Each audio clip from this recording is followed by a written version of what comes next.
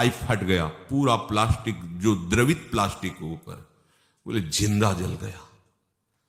हो चिंतन तो हुआ ना।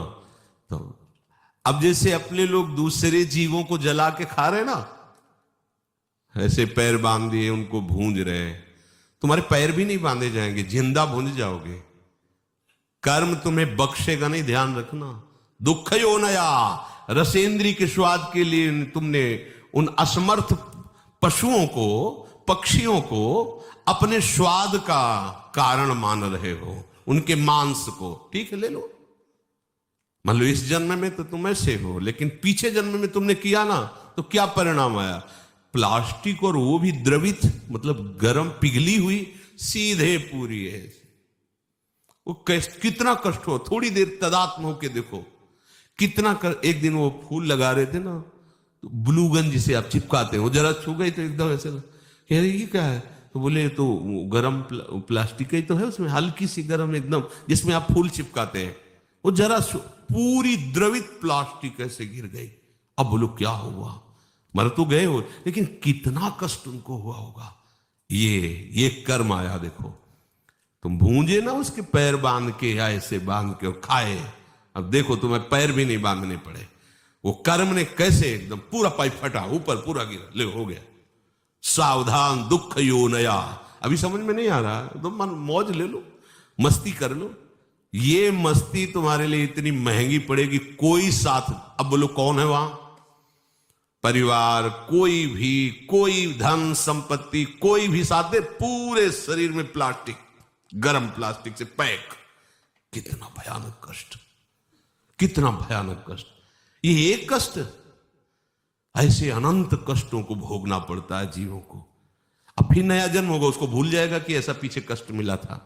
जैसे अपने लोग मां के गर्भ से निकले तो कितना भयानक कष्ट, लेकिन याद है क्या? सब लोग वहीं से निकले, कोई नहीं याद। भगवान याद दिला रहे, दुख यो नया।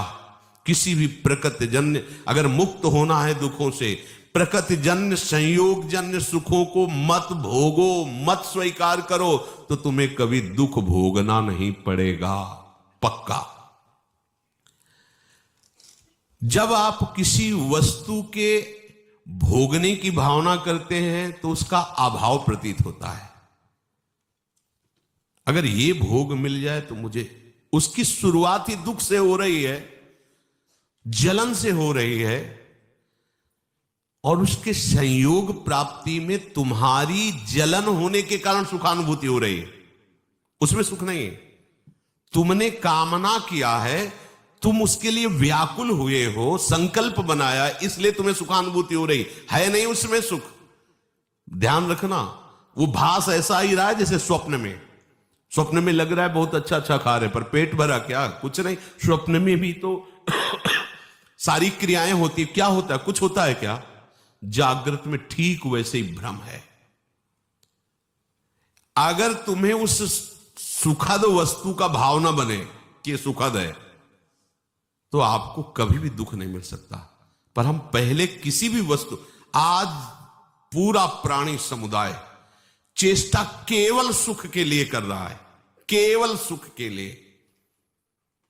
परिणाम सबको दुख मिल रहा है। जो प्रभु की तरफ चले वो धीरे धीरे दुख से निवृत्त होते हुए परम सुख की तरफ जा रहे हैं। भले आज शरीर दंड भोग रहा है पीछे के कर्म का, लेकिन आगे प्रकाश है, क्योंकि भगवत मार्ग में चल रहा है। वस्तु के अभाव का दुख जितनी जोर का होगा, मिलन में तुम्हें उतनी ही सुखानुभूति होगी। ये ब्रह्म ऋषियों का मनन है। वस्तु के भोग का जितना गाढ़ चिंतन होगा, उतने ही तुम्हें उस भोग में सुख लगेगा, है नहीं? लगेगा। और जितना तुम उसमें सुख अनुभव करोगे, उससे अनंत गुना बढ़ के तुम्हें दुख मिलेगा। ये सिस्टम है, ये है नियम है। इसीलिए देख लो, सब दुखी हैं, सब शांत हैं।